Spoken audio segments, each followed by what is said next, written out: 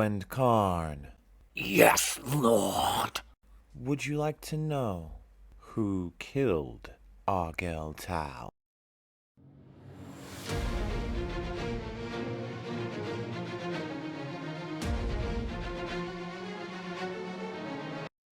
Welcome to Fightmaster, the show where we analyze the galaxy's greatest warriors and break down their most iconic duels. My name is Precognition, and today we have a rather unusual episode. We look at what is one of the more requested non-Primarch matchups of the entire Horus Heresy. Hilariously, these requests have almost nothing to do with the quality of the fight itself. While both combatants are some of the deadliest the human race has ever produced. As the old adage goes, styles make fights, and this particular clash of styles results in one of the most one-sided contests ever fought between Space Marines. In one corner, arguably the most influential Space Marine of all time, inarguably the most hated man in the galaxy, the self-titled Hand of Destiny, First Chaplain Erebus of the Word Bearers. And his opponent, a man who needs no introduction, the unofficial mascot of this channel, the eventual Herald of Khârn, 8th Captain of the World Eaters, the walking murder machine known simply as Kharn the Betrayer. On paper, this is actually a tight competitive match. As tempting as it is to think of Erebus as a cowardly priest manipulating events from the shadows with little to no martial skill, you'd be wrong to see him that way. Yes, he does manipulate from the shadows and is a priest, but the self-styled Hand of Destiny is a duelist of rare skill, able to match blades with the likes of Lucius and Loken. Far more of a defensive fighter than your average Space Marine, he prefers to learn his enemy's habits and timing from behind a powerful guard rather than taking the fight to them. Physically strong even amongst Space Marines, the Chaplain is difficult to bully backwards, combining with his excellent fundamental defense to become a frustrating wall to break against. Once Erebus feels he has a good sense of his opponent, he will begin to try and trap the enemy by breaking from previously established patterns the fight has taken. A different parry for the same attack here, a counter added where he would have simply blocked before, an extra blow at the end of his combinations, things like that. It's a style that requires an excellent sense of timing and a high degree of precision. Erebus has both of these things, and his choice of weapon reflects this perfectly. The huge, powered Crozius mace he uses might look savage, but it requires a surprising amount of accuracy. Unless you plan to hit someone with the handle, a mace only has a very specific angle and path for each strike to land effectively. A small window where leverage can meet enemy. It's not like a sword, where 2/3 of the weapon can cut you. If you want to be good with a mace, you need not just power, but accuracy as well. The Chaplain's foe, Kharn, has a very different approach to single combat. As I have discussed many times, Kharn the Betrayer is what we call a slugger. It sounds like an insult, but it isn't. A slugger is a fighter who seeks to defeat their enemy with a single devastating attack. To this end, in real combat, Kharn almost exclusively throws kill shots. This might seem simple, but it offers certain advantages. For example, Kharn can feint without fainting. If every attack appears to be a massive killing blow, the slugger's enemy has a hard time telling which attacks are intended to land and which are intended just to maneuver them into attacks that are intended to land. There is more, of course. If you're curious, I go into further details in the several other Kharn videos. As a World Eater, Kharn bears the Butcher's Nails, the cranial aggression implant that increases speed and strength beyond the limits of even Astartes' physiology. though it comes with a price. The nails steal various degrees of reason and make tactics beyond run at the other guy nearly impossible. As such, muscle memory is even more important for a World Eater than it is your average warrior. For most of his career, Khârn was able to hold the nails off more than the majority of his brethren.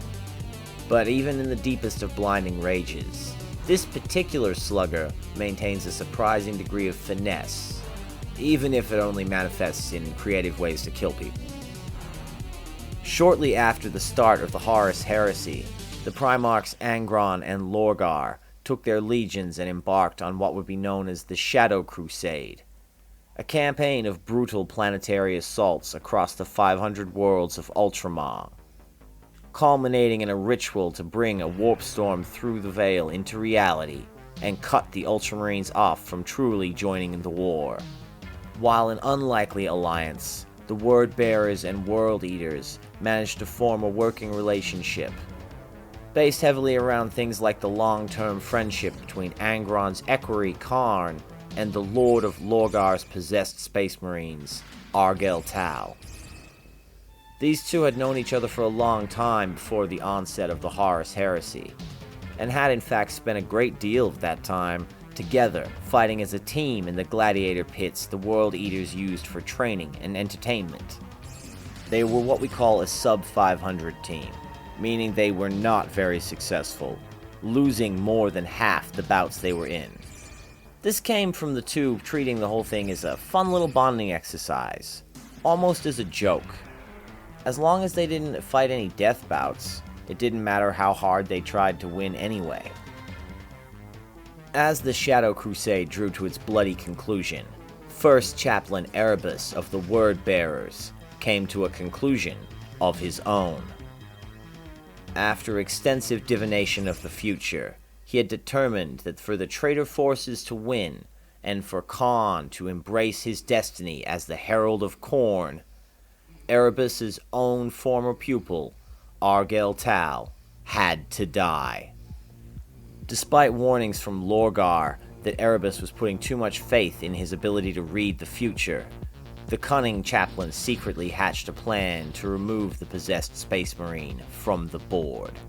Convincing Argel Tal that Khârn was in great danger, the chaplain waited as Argel and the demon within him exhausted themselves defending the World Eater captain. Once the possessed Marine was both alone and weak, Erebus struck, slaying Argel Tal. Despite ensuring a lack of witnesses, Erebus had not managed to hide the murder from his gene-sire. Saddened by the event, Lorgar felt it best he passed that information on to Khârn. So days later, when Erebus was availing himself of the World Eater fighting pits, Khârn struck. The chaplain had been doing well, and was even about to face the reigning champion amongst the World Eater gladiators, when Angron's equerry interceded. It would be Khârn, wielding the freshly reforged Gore-Child, that would be his opponent. Bemused but unworried, Erebus accepted. He had walked the paths of the future. He knew when he would die. There was no danger here. So, the pair fought unarmored, as is the way of the World Eater matches. Though fought might be a little bit strong of a term. They fought in much the same way a bull fights a bale of hay. While Erebus possesses excellent skills and is frankly a fundamentally extremely sound warrior, more than capable of keeping up with the nail-enhanced World Eaters, two factors made his abilities irrelevant. One, for the first time in the history of the gladiator pits, Khârn of the World Eaters tried. Secondly, he was not facing Khârn as he knew him, not the 8th captain, not the equerry to Angron. He was facing Khârn, herald of the war god, a figure of such menace that a faction that willingly calls themselves the Traitors would come to know him as the Betrayer. If a Space Marine is fast, Khârn had become a blur. If a Space Marine is strong, Khârn had become an unstoppable force. Erebus's plan to force Khârn into embracing his destiny had indeed worked, just a little quicker than he had anticipated. Within 3 blows, Khârn had battered Erebus to the ground. Refusing to follow up, he demanded the word-bearer chaplain get up. Obliging, Erebus attempted to hold the World Eater off with his Crozius mace, but once again found himself on the ground after a mere 3 attacks from Khârn. Again, the Herald of the War God insisted he get up, and allowed him to do so. Realizing that his normal defensive patterns were useless against this enemy, Erebus attempted to go on the offensive, but found himself disarmed and on the ground once more. Khârn allowed Erebus to regain his Crozius and then his feet, before knocking him down again. The cycle repeated over and over, again and again, the only difference being the speed at which Erebus was knocked down steadily increased. Soon, Khârn was battering him to the ground with a single blow each time. Shocked and terrified, Erebus knew Khârn was going to kill him. He had not seen this in any of the futures he had witnessed, and yet it was coming to pass. He couldn't allow it.